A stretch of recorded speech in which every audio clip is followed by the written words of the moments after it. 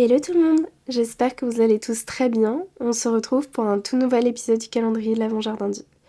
Comme vous avez pu peut-être le comprendre au titre, c'est donc la suite de mon histoire d'amour. Ça faisait déjà un petit moment que j'avais pas continué le format où je vous explique un peu toute mon histoire d'amour avec Yuri. Parce que là on arrive à la partie qui me fait le plus peur, c'est celle que j'appréhende le plus. J'ai vraiment peur du jugement, j'ai peur d'utiliser les mauvais mots, peur de blesser Yuri, même s'il m'a dit que j'avais le droit de parler de ce que je voulais dans mon podcast. En fait, j'ai peur que les gens se permettent de parler sur ce qui s'est passé de façon négative parce que euh, c'est une période de notre vie où on a beaucoup souffert avec Yuri de notre entourage et du coup c'est un peu touchy d'en parler parce que bah, du coup je rends ça un peu public. Donc voilà, bref, c'est un épisode qui me stresse. Je vous avoue que j'ai failli pas le sortir, mais je pense que c'est important de pas toujours que romancer la vie. Parce que, comme dirait Jean d'Ormesson, merci pour les roses, merci pour les épines. La vie n'est pas une fête perpétuelle, c'est une vallée de larmes, mais c'est aussi une vallée de roses. Et si vous parlez des larmes, il ne faut pas oublier les roses. Et si vous parlez des roses, il ne faut pas oublier les larmes. Et dans Jardin de vie, j'ai toujours aimé vous parler de tout, du bien comme du moins bien. Et dans les roses de mon jardin, il y a aussi des épines, donc aujourd'hui, on va parler des mensonges qu'il y a eu dans notre relation amoureuse. Je vous demande donc d'être bienveillant et surtout de ne pas juger toutes les choses que je vais vous raconter parce que certes, je vous partage plein de choses intimes, mais je pense vraiment que personne n'a son mot à dire là-dessus parce que, comme je vous le disais, on a beaucoup souffert et surtout c'est hyper dur de vous expliquer en détail 3 ans de relation, donc je suis vraiment obligée de tout regrouper par, on va dire, période. Et du coup, bah, vous avez vraiment un tout petit fragment de 3 ans, donc voilà. On y va? C'est parti.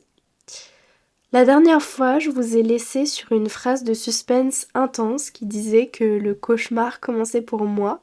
Je vais rembobiner un peu la cassette parce que pour le dernier épisode, je vous racontais du coup que mon copain avait commencé à travailler en restauration et un petit peu avant que l'été arrive, du coup, il s'est passé un détail que je me dois de vous raconter. Un jour, je décide du coup d'aller chez une amie parce qu'elle était en pleine rupture amoureuse et même si on n'était pas hyper proches, elle avait besoin de compagnie. Donc je suis venue. Et elle me parle du coup de sa relation avec son ex, de ce qui la rend triste, tout ça. Et direct après, elle me demande si moi ça va avec mon copain. Donc bien évidemment, je lui dis que ça va, tout se passe très bien et tout. Et elle me dit qu'il faut qu'on parle de quelque chose, mais qu'elle sait pas vraiment comment l'annoncer et qu'elle est stressée, tout ça, tout ça. Et moi, je déteste vraiment quand une personne me dit qu'elle doit me dire quelque chose et qu'elle prend 3000 ans pour me le dire parce que il faut pas me blesser ou quoi, mais en fait, ça fait juste monter du stress et je m'imagine des trucs de malade alors que juste si elle a un truc à me dire, elle me le dit quoi. Et du coup, là, elle m'annonce que Yuri a embrassé apparemment une fille dans les rues de Montpellier un soir. Il y était avec des copains de mon école et voilà, il a embrassé une fille devant tout le monde. Et tout le monde est au courant sauf moi. Et moi, je vous avoue que je comprends pas trop parce que, bah déjà, je trouve ça hyper bizarre. C'est pas du tout le style de Yuri. Puis avec cette ancienne amie, j'avais déjà eu des différends.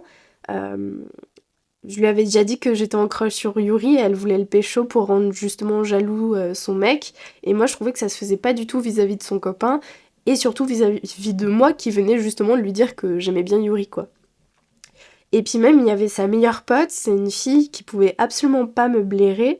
J'ai jamais trop compris pourquoi d'ailleurs. Et elle aussi, elle voulait m'en parler. Et en fait, je trouvais ça trop bizarre que du coup, ces deux filles veuillent m'aider en me disant que mon copain faisait des trucs dans mon dos, alors que on n'était pas si proches que ça et que voilà quoi. Donc j'étais hyper perdue.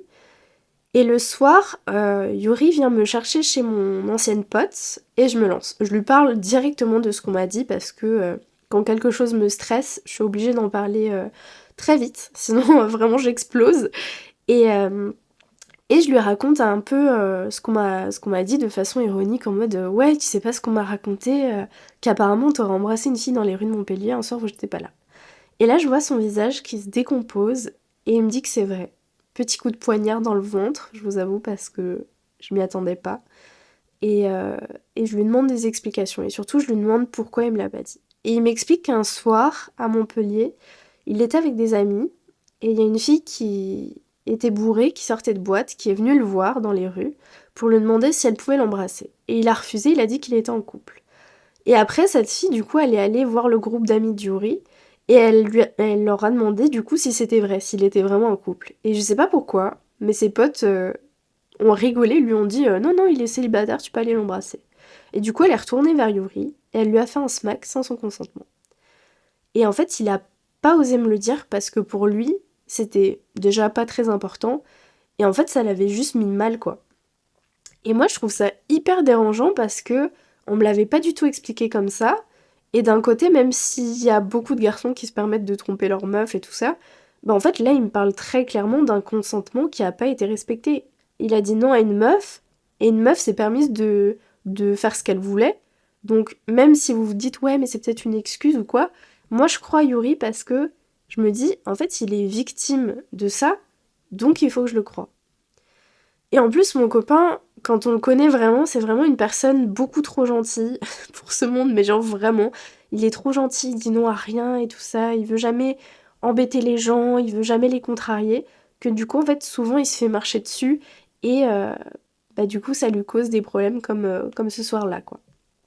Donc, j'accepte ce qu'il me dit, et je lui dis que la prochaine fois qu'il arrive un truc comme ça, il faut vraiment qu'il m'en parle. Parce que euh, il y a tellement des gens mal intentionnés qui me racontent des choses, bah que moi j'ai envie d'être au courant de la vérité, tu vois.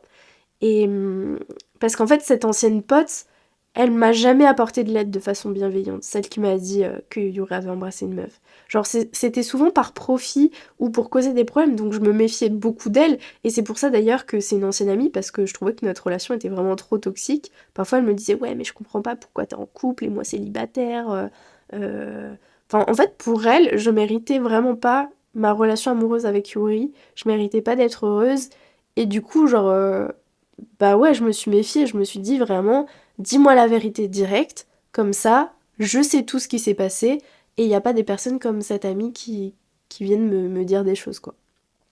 Ensuite, vient l'été, et il commence à travailler dans un restaurant au bord de mer. Il fait des heures pas possibles, on se voit quasiment jamais, et les fois où on se voit, il est hyper fatigué, de mauvaise humeur, donc en fait on passe un peu notre vie à se disputer, et parfois il a des mots qui sont hyper blessants. Et moi je vous avoue que je me sens trop mal, j'ai l'impression que c'est plus comme avant, j'ai peur que notre relation finisse, quoi, je sais plus comment lui redonner le sourire, comment être une bonne copine.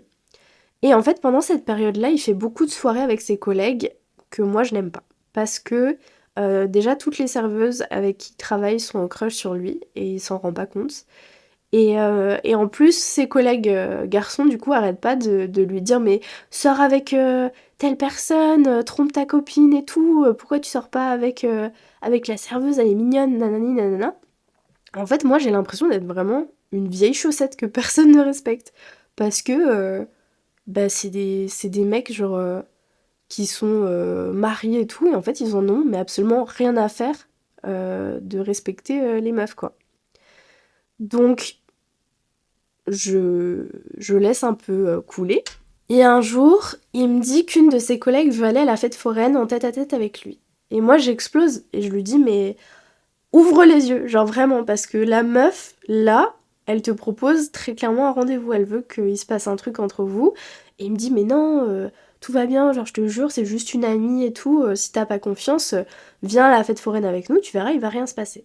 Et sans surprise, je vois très clairement que la meuf le drague. Genre, elle veut qu'il s'assoie à côté d'elle dans toutes les attractions pour pas qu'elle ait peur. Elle est très tactile avec lui. À un moment, elle achète des churros et elle les partage avec lui. Elle est en mode ah, tu me donnes pas un petit churro, Yuri? Je suis désolée, j'ai trop la mort quand je vous raconte ça. Du coup, je fais un peu des voix chiantes, mais genre, tu vois, genre, il a son petit churros et puis elle croque dedans, elle est en mode c'est trop bien cette soirée avec toi et tout. Et moi, genre, vraiment, mais. Enfin. Ça m'énerve parce que je vois très clairement qu'en fait, la meuf, elle veut pas jouer aux billes avec lui, quoi. Donc le soir, après la fête foraine, je lui dis très sincèrement qu'il va devoir prendre conscience de certaines choses parce qu'en fait, il est trop gentil avec les gens et il capte pas que beaucoup de filles sont intéressées par lui. En fait, il leur met pas de barrière, donc elles s'attendent à plein de choses. Et moi, là, le soir où on était à la fête foraine, je l'ai vraiment remarqué et ça m'a vraiment vexée. Et il doit impérativement refuser certaines choses parce que du coup, il va se retrouver dans des situations délicates où la fille, elle veut quelque chose et lui non, parce qu'il pense que c'est juste de l'amitié et voilà quoi. Je pense très sincèrement que si j'étais pas venue à la fête foraine avec eux, elle aurait tenté des trucs. Et, et en fait, ça me fout la mort parce qu'à ce moment-là, je me rends compte vraiment que il est totalement indifférent aux meufs. Parce que lui, genre, pendant la fête foraine, du coup, il agissait avec elle comme un ami, quoi. Et en fait, du coup, ils avaient une relation hyper différente. Et la meuf s'imaginait trop de trucs alors que lui, bah, juste, il était en mode non, c'est trop cool, c'est une amie qui m'invite, quoi. Du coup, je lui parle de tout ça et il comprend ce que je lui dis et il me dit qu'à l'avenir, il sera vigilant. Puis vient la goutte d'eau qui fait déborder le vase. On est invité à l'anniversaire d'une amie au mois de juillet. Elle le fête sur la plage et tout se passe bien. Et je fais la rencontre d'une fille. La meuf me complimente toute la soirée. Elle dit à Yuri que je suis trop jolie, qu'il est trop chanceux que je sois sa copine, qu'on ait un trop beau couple. Elle veut vraiment qu'on soit meilleure amie. Genre, elle me parle vraiment toute la soirée. Et moi, je prends un peu des distances avec les gens comme ça parce que je sens que c'est faux, mais je la trouve quand même gentille. Donc, on passe la soirée ensemble. Et vraiment, à cette soirée, elle se met une race. Genre, elle boit beaucoup, beaucoup, beaucoup. Et elle fait un coma éthylique. Et moi, du coup, gentille que je suis, je passe ma soirée à m'occuper d'elle. Je nettoie son vomi, je lui passe un gant froid sur la tête, je ferme à clé la porte de la salle de bain parce qu'en fait, je l'avais mis à l'écart des gens pour qu'elle puisse se reposer. Et en fait, tout le monde se moquait d'elle, ils voulaient ouvrir la porte et la prendre en photo. Et du coup, moi, je la protégeais, quoi. Et le lendemain, du coup, elle m'envoie un pavé rempli d'amour pour me remercier de m'être occupée d'elle. Et quelques semaines passent, et un jour, je reçois le coup de téléphone d'un ancien ami de Yuri qui m'appelle. Et il me dit qu'il faut qu'il me dise certaines choses sur Yuri, qu'il y a plein de choses que je sais pas, que c'est un traître, que je mérite pas ça. Et en fait, je comprends pas où il va en venir. Genre, je lui explique que je sais pas ce qu'il a entendu comme rumeur ou quoi, mais que je sais déjà pour la fille qu'il a embrassée dans la rue, pour sa collègue de travail, et que voilà quoi.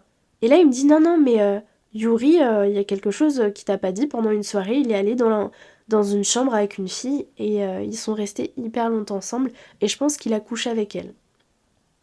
Et là j'ai mon cœur qui se brise, genre je commence à avoir une montée de stress, j'ai les mains moites.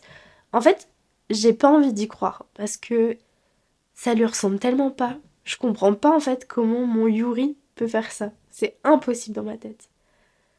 Et en plus, pareil, mon ancienne pote, c'est comme le mec qui me passe un coup de fil. Genre, je sais qui c'est un mec qui est pas forcément bienveillant.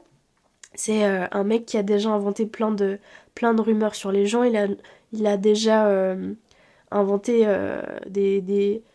je sais pas, des histoires qui vraiment, après, on a appris que c'était faux, mais c'était juste en fait pour faire parler, voilà, pour que ça parle.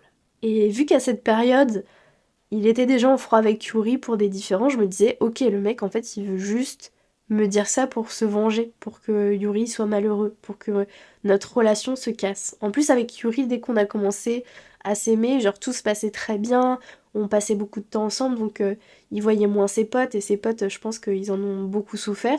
Et dès que je postais sur les réseaux, je postais nos voyages, je postais nos activités, tout ça, donc beaucoup de gens, en fait, nous enviaient. Mais bref, du coup, il me raconte ça.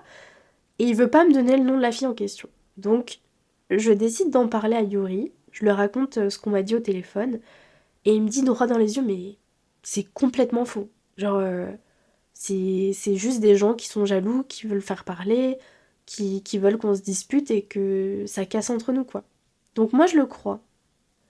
Et il me dit quand même de me méfier de ce qu'on me dit. Mais en fait, à ce moment-là, j'ai tout de même des doutes dans ma tête. Parce qu'en fait, il y a déjà eu beaucoup de quiproquos avec les meufs que je vous ai raconté avant. Alors je continue de me renseigner quand même, vu que tout le monde parle beaucoup. Jusqu'au jour où j'apprends le nom de la fille en question, qui aurait potentiellement couché avec Yuri.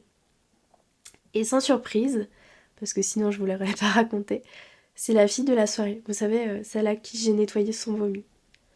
Et pour moi, c'était impossible qu'ils se connaissent. Enfin, genre, pour moi, vraiment, ils s'étaient rencontrés à cette soirée, ils s'étaient ignorés et tout, donc je vois pas en fait comment on aurait pu arriver à cette scène-là. Et vraiment, je comprends pas. Et je sais plus comment me vient cette idée, mais je vais sur Twitter et en fait, je vois qu'ils se connaissent depuis des mois et des mois.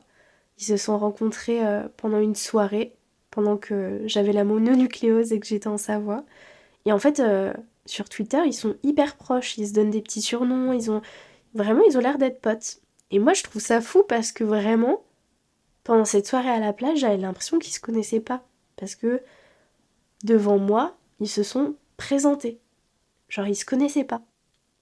Donc, j'en reparle à Yuri et j'évoque le nom de la fille et il me dit non, c'est vraiment ça un mensonge, il s'est rien passé avec elle, il me le promet, ils se sont déjà rencontrés en soirée, certes avant l'anniversaire, là où on s'est vus, mais vraiment il s'est rien passé avec elle. Et plus j'apprends des choses, plus j'écoute ce qu'il me dit, mais j'ai des doutes aussi. En fait, c'est une période où vraiment j'ai le cœur arraché parce que je sais plus qui croire, je sais plus en qui je dois faire confiance. Est-ce que je dois faire confiance à des gens qui sont malveillants, qui me disent des choses dans le but de m'aider, mais qui au final, c'est des choses qui me font souffrir? Ou si je dois croire mon copain, la personne en qui je suis censée avoir le plus confiance, mais qui pour le coup, bah j'ai pas confiance. C'est horrible, parce que vraiment j'aimerais trop me confier, mais j'ai personne à qui me confier. Avec ma première relation, qui s'était très mal passée d'ailleurs, je vous disais que je sentais quand quelque chose allait mal. Bah là, ça me refaisait cette sensation. En fait, j'ai l'impression d'avoir ce sens de suivre vraiment mon instinct jusqu'à savoir la vérité. Et en fait, plus je m'approche de la vérité, plus c'est douloureux à l'intérieur de moi. Mais je sais que quand je ressens ça, je vais dans la bonne direction et que je me trompe pas. Donc je creuse, j'envoie un message à la fille en question. Je bluffe dans mon message, je lui dis que je sais tout ce qui s'est passé, alors qu'en fait j'en sais rien, mais juste je veux voir si elle me balance des infos. Et là elle me dit il s'est rien passé, il a stoppé avant. Donc déjà elle me mytho parce que il s'est passé quelque chose s'il a stoppé quelque chose.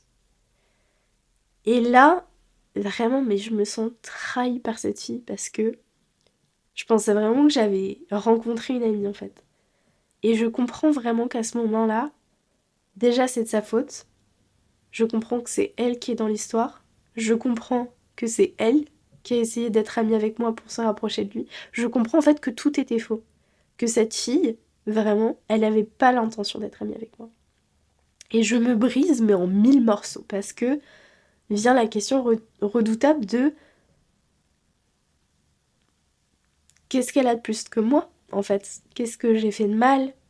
Est-ce que je mérite pas d'être heureuse? Je mérite pas le respect?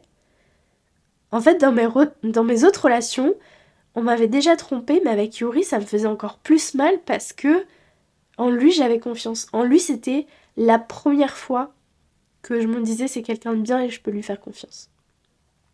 Donc, je dis à Yuri que j'ai parlé avec la fille et il me dit que ce qu'elle raconte, c'est faux. Et là, je sais qu'il me ment.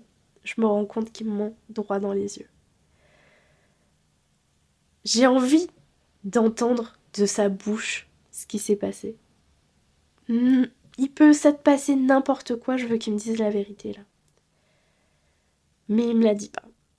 Et j'ai plus le choix, je fais un truc que je lui ai avoué très longtemps après, parce que je me sentais coupable, je savais que c'était pas bien, mais j'ai fouillé dans son téléphone.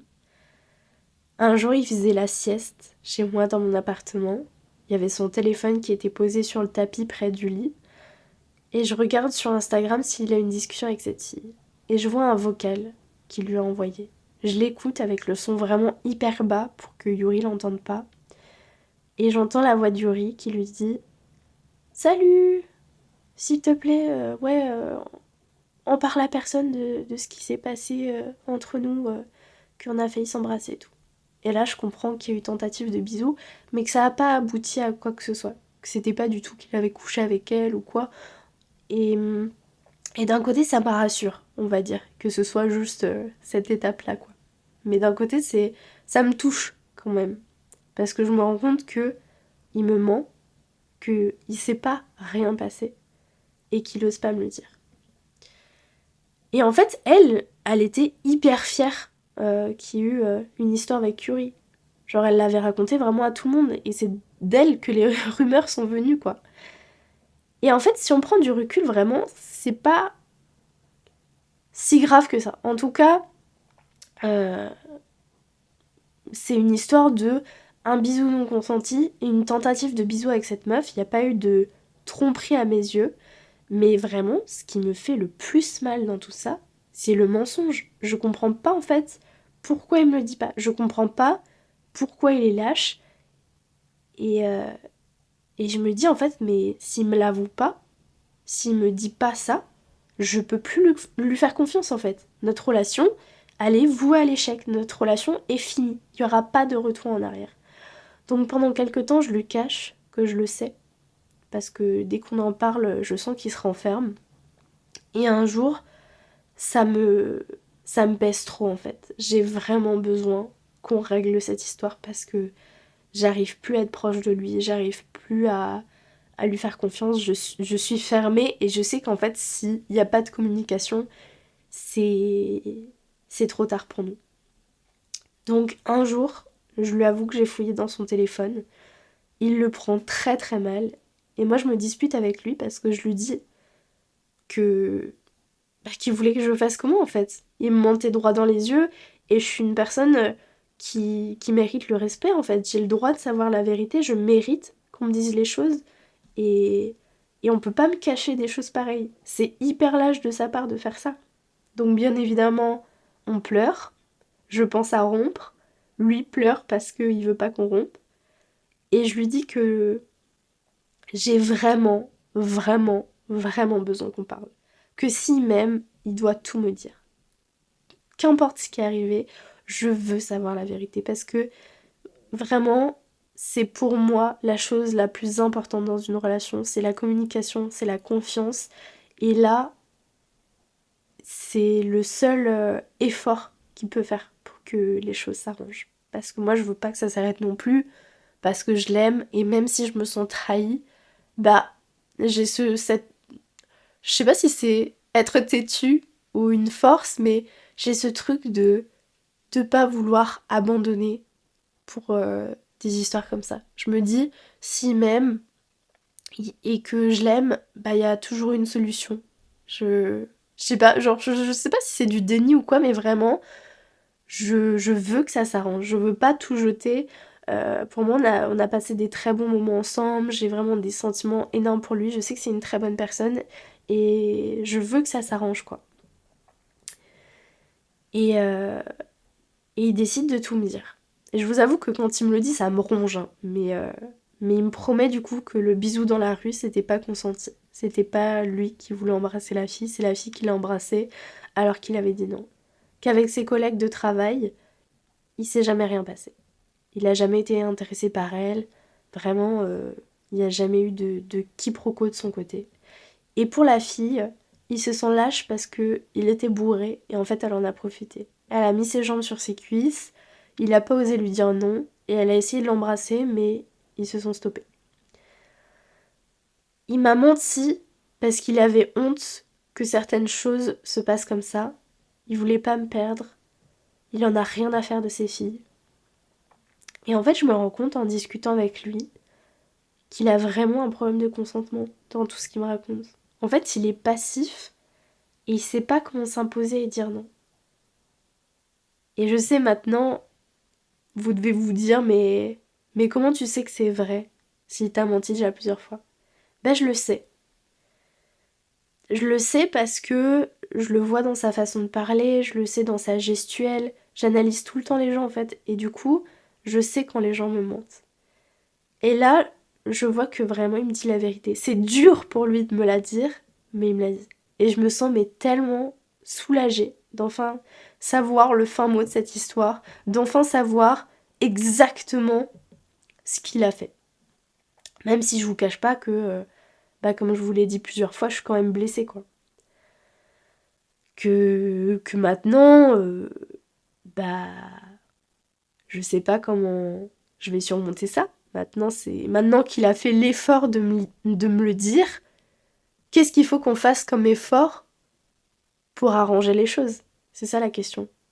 Les questions qui me viennent, c'est comment est-ce que je considère ce qui vient de se passer? Est-ce que un bisou non consenti et une tentative de bisou, c'est de la tromperie? Est-ce que rien que le mensonge, c'est pas déjà de la tromperie? Est-ce que je peux lui refaire confiance? Comment est-ce qu'on refait confiance? Comment est-ce qu'on se reconstruit après ça? Voilà. Pour le moment, c'est une fin d'épisode. Je vous raconterai demain, sûrement, la dernière partie de cette série d'épisodes sur mon histoire d'amour. Je vous parlerai de notre évolution, de comment les choses se sont arrangées, de... Bah voilà quoi, de comment on est passé de cet épisode de tromperie totale à notre couple actuel qui est sain et où tout se passe bien.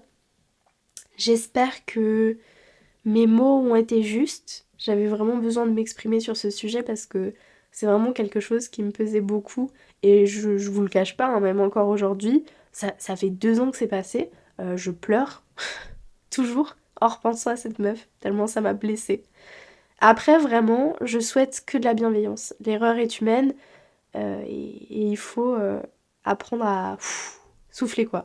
J'ai peur parce qu'en fait, je sais que beaucoup de personnes qui écoutent ce podcast vont se sentir concernées parce qu'ils sont amis de, justement, les personnes concernées. Donc, s'il vous plaît, n'envoyez de messages à personne, pas de haine, rien. N'oubliez pas que c'est une histoire qui a eu lieu il y a 2 ans. Donc, ça fait longtemps quand même que les choses se sont passées. Quand je vous le raconte, c'est comment je m'en souviens, mais ça s'est pas passé dans un laps de temps comme ça. Enfin, genre, vraiment, prenez du recul par rapport à ça. Peut-être que pour certaines personnes, vous allez être en mode c'est rien. Peut-être que pour certaines personnes, vous allez le prendre énormément à cœur. Mais, euh, mais ouais, genre, voilà. Dites-vous que c'est une version racontée d'une personne qui a beaucoup souffert de ça. Donc forcément, c'est raconté de façon un peu dure, un peu crue. Mais, euh, mais avec du recul, c'est pas si terrible que ça, ce qui s'est passé. Voilà. J'ai beaucoup échangé avec ma mère sur ce sujet. Et elle me disait que même dans les relations les plus belles, il y avait des choses un peu sombres. Et en fait, c'est humain. Genre, on vit tous notre vie pour la première fois. Donc parfois il faut apprendre à se laisser du temps, de l'espace pour la réflexion et voir si c'est vraiment grave ou pas. Voilà, c'est une fin d'épisode. J'espère que ça vous a plu. On se retrouve demain pour la suite. Bisous!